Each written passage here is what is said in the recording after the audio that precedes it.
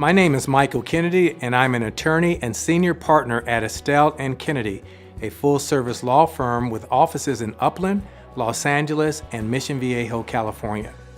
Today I will discuss laws governing classification of workers in the workplace, specifically independent contractor versus employee. This discussion is not intended to be legal advice for any particular case, but is intended as general information for the public. The California Labor Code, as well as many state and federal anti-discrimination laws, govern the obligations of employers and the rights of employees in the workplace. However, these laws typically only apply for workers who are considered employees and may not apply if the worker is considered an independent contractor. The distinctions are important and may affect in significant ways the relationship between the worker and the business. If a worker is considered an independent contractor, the employer does not have to pay payroll taxes, minimum wage or overtime, comply with other wage and hour law requirements such as providing meal periods and rest breaks, or reimburse their workers for business expenses incurred performing their jobs. In addition, employers do not have to cover independent contractors under workers' compensation insurance and are not liable for payments under unemployment insurance, disability insurance, or Social Security. Also, some state and federal anti-discrimination laws may only apply to employees and are not generally applicable to independent contractors. This has some exceptions, such as in cases of sexual harassment.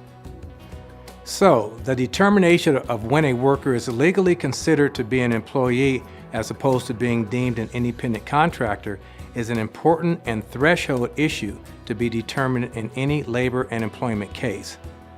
The Division of Labor Standards Enforcement, otherwise known as DLSE, starts with the presumption that a worker is an employee. However, a legal determination of whether a worker is an employee or independent contractor is dependent on several factors, and a court will closely examine the particular relationship and agreements between the parties. Now, before discussing these factors, employers and workers must be aware of one important caveat. Just because the parties have an agreement that a worker is supposed to be an independent contractor, even if that agreement is in writing, this does not determine the legal classification of the worker, nor will the issuance of a 1099 rather than a W-2 form. In other words, the law does not allow judges to simply rubber stamp agreements regarding whether a worker is an employee or an independent contractor, but the law requires several factors to be considered. These factors include, among other issues, the amount and extent of control the business has over the worker, the work that is to be performed. For example, does the business control the hours to be worked, provide the location and tools to perform the work, and/or dictate much or all of the details of carrying out the work?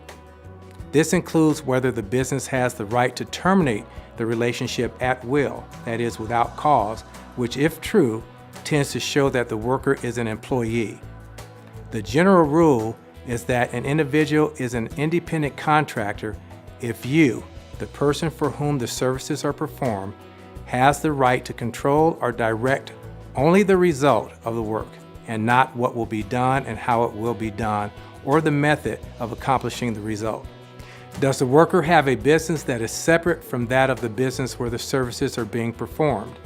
For example, a business that relies on having a working computer system to operate may hire an IT professional who owns his or her own business to provide that particular service on an as-needed basis. The method of payment for the work, for example, whether the work is paid by the job or by time or by commission. Whether the worker has autonomy for the work performed as opposed to being supervised. Does the business have the right to give the worker instructions about when, where, and how to perform the services? The less autonomy and independence that a worker is given, the more likely it is that the worker is an employee rather than an independent contractor. How long the job is supposed to last. Jobs for shorter durations may be more suggestive of independent contractor status. Whether the worker can make a profit or suffer a loss as a result of the work aside from the money earned on the project. Similarly, the issue of investments is key.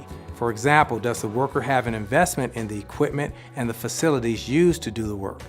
The greater the investment, the more likely the worker will be classified as an independent contractor.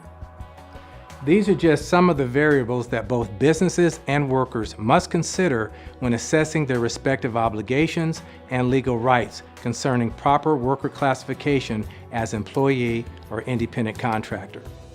Estelle and Kennedy is here to assist both businesses and individuals navigate this particular area of law. Thank you.